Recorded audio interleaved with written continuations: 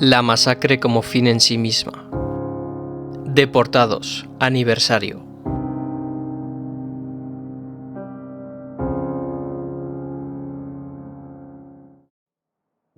Pasados 10 años desde la liberación de los Lager, resulta triste y significativo tener que constatar que, al menos en lo que concierne a Italia, el asunto de los campos de exterminio, lejos de haberse convertido en historia, se encamina al más completo olvido. Resulta superfluo en este lugar recordar las cifras, recordar que se trata de la más gigantesca masacre de la historia, en tan gran medida que prácticamente redujo a cero, por poner un ejemplo, la población judía de naciones enteras de la Europa oriental. Recordar que, si la Alemania nazi se hubiese hallado en condiciones de llevar a término su plan, la técnica experimentada en Auschwitz y en otros lugares se hubiese aplicado con la consabida seriedad de los alemanes a continentes enteros. Es delicado hoy hablar de los Lager. Uno corre el riesgo de ser acusado de victimismo o de amor gratuito por lo macabro, en la mejor de las hipótesis, en la peor, de mentir simple y llanamente, o quizá de atentar contra el pudor. ¿Puede justificarse ese silencio? ¿Debemos tolerarlo nosotros los supervivientes? ¿Deben tolerarlo aquellos que, fulminados por el espanto y el rechazo, asistieron entre golpes, insultos y gritos inhumanos a la marcha de los vagones precintados y años más tarde al regreso de los poquísimos supervivientes quebrantados en cuerpo y espíritu? ¿Es justo que se considere cumplido el deber de prestar testimonio, deber que hasta hace poco se percibía como una necesidad y como una obligación inaplazable? Solo puede darse una respuesta. No es lícito olvidar, no es lícito callar. Si nosotros callamos, ¿quién hablará? No por cierto los culpables y sus cómplices. Si faltase nuestro testimonio, en un futuro no lejano las proezas de la bestialidad nazi, por su propia enormidad, podrían quedar relegadas al mundo de las leyendas. Hablar, por tanto, es preciso. Y sin embargo prevalece el silencio. Es un silencio que es fruto de una conciencia insegura, o incluso de la mala conciencia.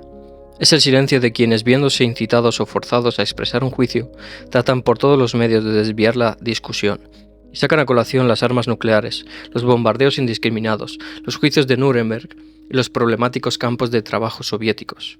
Argumentos en sí mismos no faltos de peso, pero del todo irrelevantes si se pretende dar con ellos una justificación moral a los delitos fascistas, los cuales, por su forma y extensión, constituyen un monumento de una crueldad tan extrema que no tiene parangón en toda la historia de la humanidad.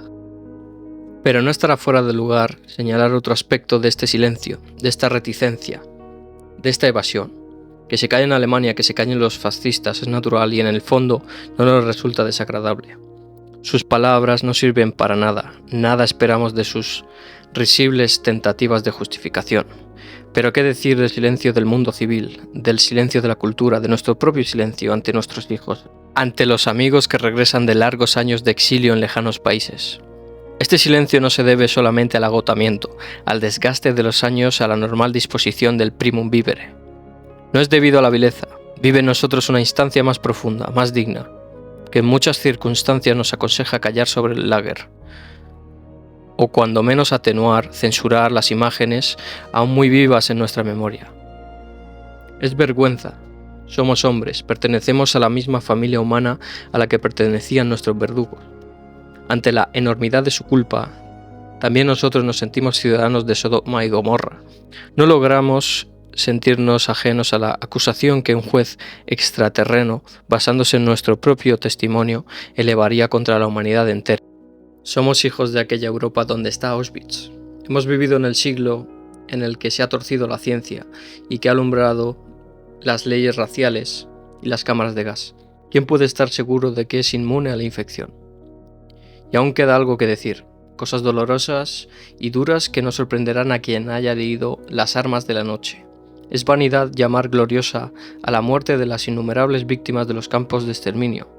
No era gloriosa, era una muerte inerme y desnuda, ignominiosa e inmunda. Ni es honorable la esclavitud.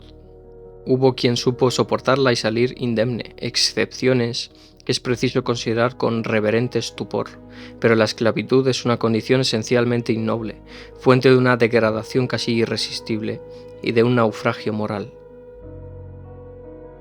Está bien que se digan estas cosas, porque son ciertas, pero que quede claro que ello no significa reunir a víctimas y asesinos. Ello no atenúa, sino que agrava 1000 veces la culpa de fascistas y nazis. Han demostrado para todos los siglos por venir que yacen latentes en el hombre, después de milenios de vida civil, insospechadas reservas de crueldad y locura. Y es esta una obra demoníaca. Han trabajado tenazmente para crear su gigantesca máquina generadora de muerte y de corrupción. No es concebible un delirio mayor. Han construido su reino con insolencia, sirviéndose de los instrumentos del odio, de la violencia y de la mentira. Su fracaso es una advertencia.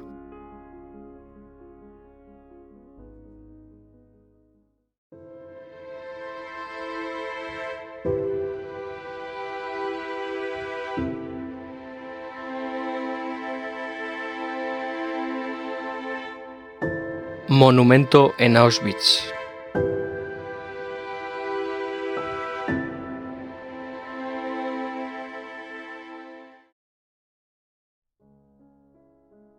Dentro de un tiempo relativamente breve, habida cuenta de las dimensiones de la obra, dentro de 2 años, o quizás antes, se levantará en Auschwitz, sobre el mismo lugar que vio acaecer la mayor masacre de la historia humana, un monumento. En la segunda fase del concurso para la elección del proyecto, que se ha desarrollado recientemente, han resultado ganadores con idénticos méritos un grupo de artistas polacos y 2 grupos de arquitectos y escultores italianos. De su colaboración ha surgido el proyecto ejecutivo, que desde el 1 de julio se expone al público en Roma, en la Galería Nacional de Arte Moderno. Es necesario precisar, no se levantará en sentido estricto, porque más bien estará en buena parte al nivel del suelo o por debajo.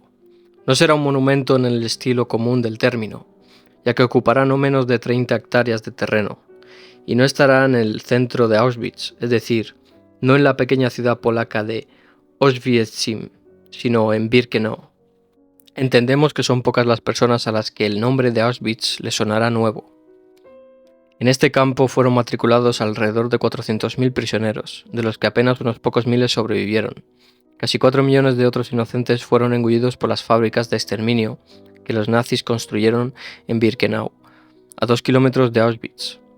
No se trataba de enemigos políticos, en su práctica totalidad eran familias completas de judíos, con niños, ancianos y mujeres, trasladados desde los guetos o directamente desde sus casas, a menudo avisados con pocas horas de antelación, con la orden de llevar consigo enseguida todo lo necesario para un largo viaje, y con el consejo oficioso de no olvidarse del oro, el dinero y los objetos de valor de que dispusieran. Todo lo que llevaban encima, todo, incluso el calzado, la ropa interior, las gafas, se les quitaba cuando el convoy entraba en el campo. De cada transporte, una 10ª parte de media era derivada a los campos de trabajos forzados.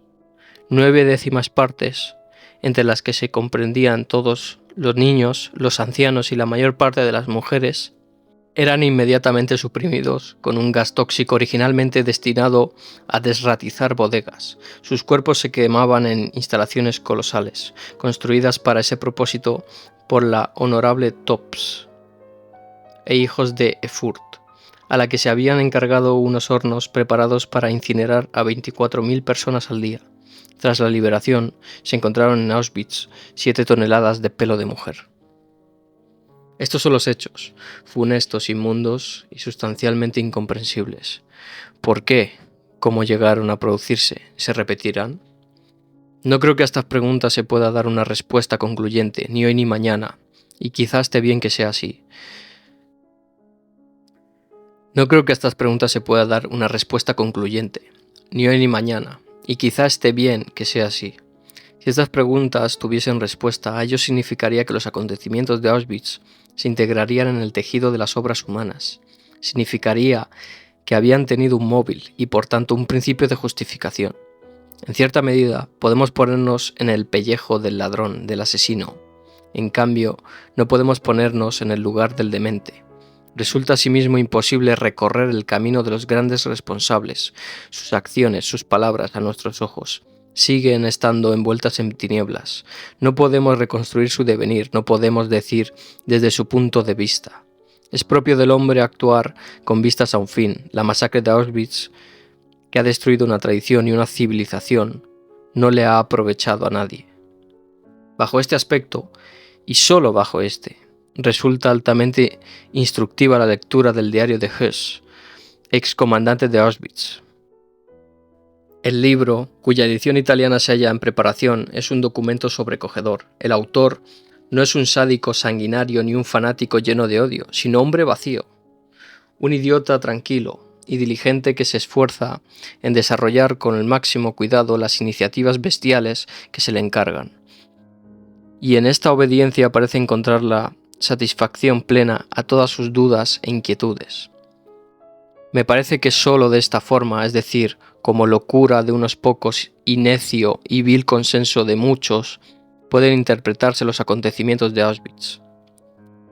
La verdad es que, aun haciendo abstracción de cualquier juicio moral y limitándose al plano de la política realista, se debe constatar que tentativas como las de Hitler, llevadas a cabo en Auschwitz y meticulosamente proyectadas para toda la nueva Europa, fueron errores colosales. Existe por doquier en todos los países una capacidad para la indignación, una concordia de juicio ante semejantes atrocidades que el nazismo no tuvo en cuenta y a la que, en definitiva, se debe el estado de cuarentena en el que todavía se haya sometido el pueblo alemán. Por esta razón, no debería amenazarnos una restauración concentracionaria. Pero es imprudente edificar previsiones sobre la razón.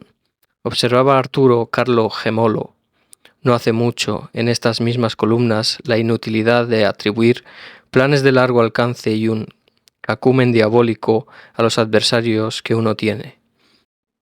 Es como decir que la estupidez, la sinrazón, son fuerzas que operan históricamente. La experiencia, por desgracia, así lo ha demostrado y no para de hacerlo. Pueden hacer un segundo Hitler, quizá ya haya nacido, hay que tenerlo en cuenta. De ahí que Auschwitz pueda repetirse. Todas las técnicas, una vez que se han descubierto, cobran vida propia, en estado de potencia a la espera de la ocasión que las convierta en acto. En 15 años las técnicas de la destrucción y de la propaganda han progresado. Destruir 1 millón de vidas humanas pulsando un botón resulta más fácil hoy que ayer. Pervertir la memoria, la conciencia y el juicio de 200 millones de personas es más fácil de año en año. Hay más. La masacre nazi lleva el signo de la locura, pero también otro signo. Es el signo de lo inhumano, de la solidaridad humana negada, prohibida, quebrantada, del aprovechamiento esclavista, de la impúdica instauración del derecho del más fuerte, deslizado de contrabando bajo el emblema del orden. Es el signo del abuso, el signo del fascismo. Es la realización de un sueño demencial en el que uno manda, nadie piensa ya, todos caminan siempre en fila, todos obedecen hasta la muerte, todos dicen siempre sí. Por ello es necesario e importante que en esta época nuestra de fáciles entusiasmos y de profunda fatiga se levante un monumento en Auschwitz, y tiene que ser una obra nueva y al mismo tiempo perenne, que pueda hablar hoy y mañana y dentro de siglos, con lengua clara, a quien quiera que la visite. No importa que sea bello, no importa si termina rozando lo retórico, si caerá en ello. No tiene que ser utilizado a beneficio de parte, tiene que ser un monumento admonición que la humanidad se dedica a sí misma, para que dé testimonio, para que repita un mensaje que no es nuevo en la historia, pero que demasiado a menudo se olvida, que el hombre tiene que ser sagrado para el hombre, en cualquier lugar y siempre.